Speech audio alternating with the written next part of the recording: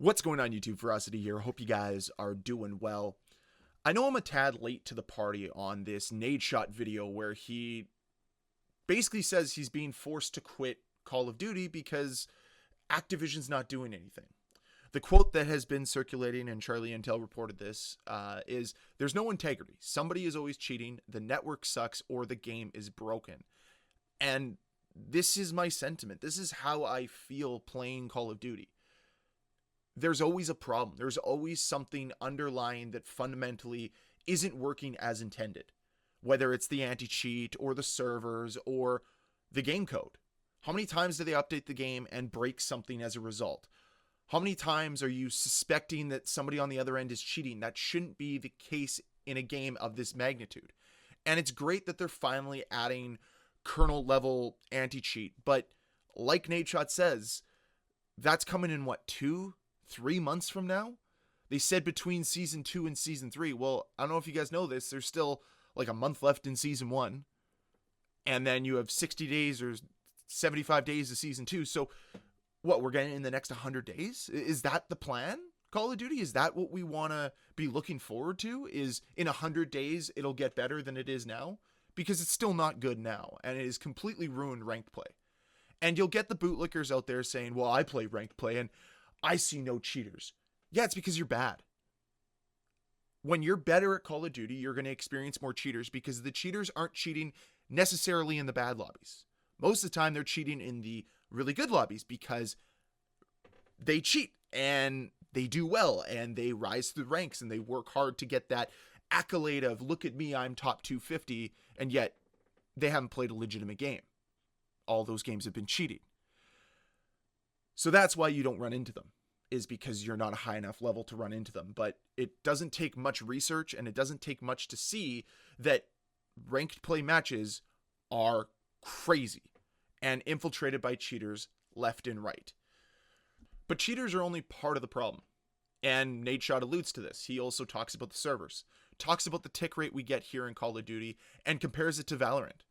And as a result, it's a worse experience because Valorant has a higher tick rate than Call of Duty does. Even though Call of Duty makes more money than Valorant does, they don't want to reinvest that money into servers. And this is why I'm always against the microtransactions in Call of Duty, because I have not seen any of the money that's being poured into Call of Duty by this community be reinvested to make the game better. It's an investment to say, we're going to upgrade our server tick rate. We're going to go to 90. We're going to go to 100. But they don't do that.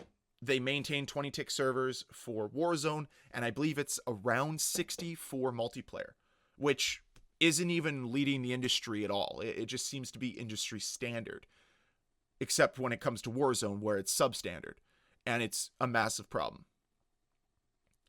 But beyond just the network issues due to the tick rate, we also have the constant texture streaming that Call of Duty has. And I know this was an answer to one of Call of Duty's biggest issues, which was file sizes. We've heard how big the file sizes are for Call of Duty for a few years now, ever since Call of Duty HQ was implemented. And it's been a problem.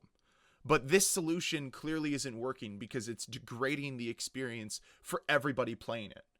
It's not making it better. It's not improving it. And this is a result of Activision just kind of trying something out and then not correcting course. There should be two ways to go about it. If you're somebody like me that is okay downloading these file sizes, even though I've complained about it in the past, this alternative isn't working. Because I look at Black Ops Cold War, a game that doesn't have constant texture streaming to the same extent that Black Ops 6 does, and my connection's far more stable. Same PC, same everything. And on top of it, I can play zombies offline and not have any packet bursts. Yet in Black Ops 6, I get packet bursts playing campaign, playing zombies, because, yeah, it's a bad experience for everybody. So being able to locally download this stuff so that you can access it and not be constantly streaming, which is putting more and more stress on your PC or on your console, would be a step forward. Maybe a step back to some, but have we ever talked about potentially optimizing the file sizes and optimizing what this game has? Because it feels like there is a ton of junk in this game, which makes sense. There is a ton of bloat across the Call of Duty community, and it doesn't seem to be getting better, and they're just putting band-aid solutions like the texture streaming solution out there as a means to fix something that needs a much larger fix. But yeah, they don't want to do it. And the last point that Nadeshot makes here, that the game is broken. And I won't say that Black Ops 6 is an inherently terrible state, but there lacks polish with this game. And we're, 2 months into the game's life cycle now, and it feels like the game should be further ahead from a polish standpoint than it currently is. There's still bugs that exist from like day one.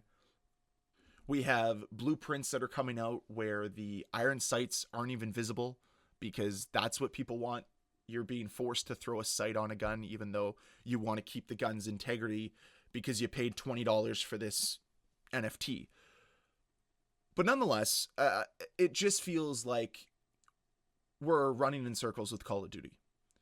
These same complaints, these same issues get brought up year in and year out, and nothing changes. As much as it is great that Nadeshot has come out and spoken his mind with the game and its problems, I just don't see much change happening. I think you need more voices like Nadeshot to really turn the tide, because they do have massive influence in this community.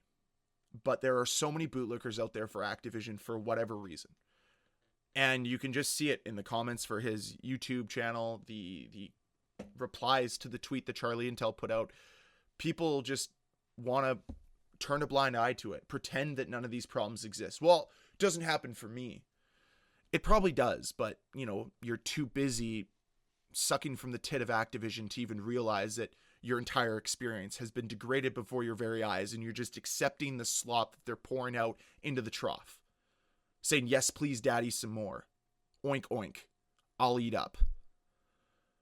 And I know that is obviously a little rude, but that's kind of how I feel with this community now. It just seems to be a ton of infighting between people that want to challenge what's going on and people that are just so scared to look at this game objectively and honestly take a peek behind the curtain. It's okay to criticize a game. It's okay to also like a game that you criticize. I criticize Call of Duty. Still like Black Ops 6. Like, I still have fun playing it from time to time. It's not going to be my main game because X-Defiant just got this massive release. But when we're talking about a game I criticize, but like, X-Defiant just comes to mind. And the entire community criticized X-Defiant. And a lot of people still liked it, even with its flaws. So I think you got to keep that in mind. If you fight for the things to get better, they should get better. And if you like the current state, you should still advocate for things to get better. I don't like this idea of just being complacent with everything because it allows the developers to get lazy, push AI. It allows the developers to stop trying to innovate. And it allows Activision to scale back investment on things that would greatly improve the landscape, greatly improve the game, and this community as a whole. So those are kind of my thoughts on what Nadeshot was talking about. We have a problem here in Call of Duty, and yeah, there's only one way to fix it, and that's the developers taking the time to improve things like the anti-cheat, improving the network, and of course, making sure the game is more polished. But those are my thoughts on this. I'd love to hear from you down below in the comment section. As always, guys, if you enjoyed this video, please hit that like button. If you want to see more videos from me, please hit that subscribe button. I'll see you guys next time.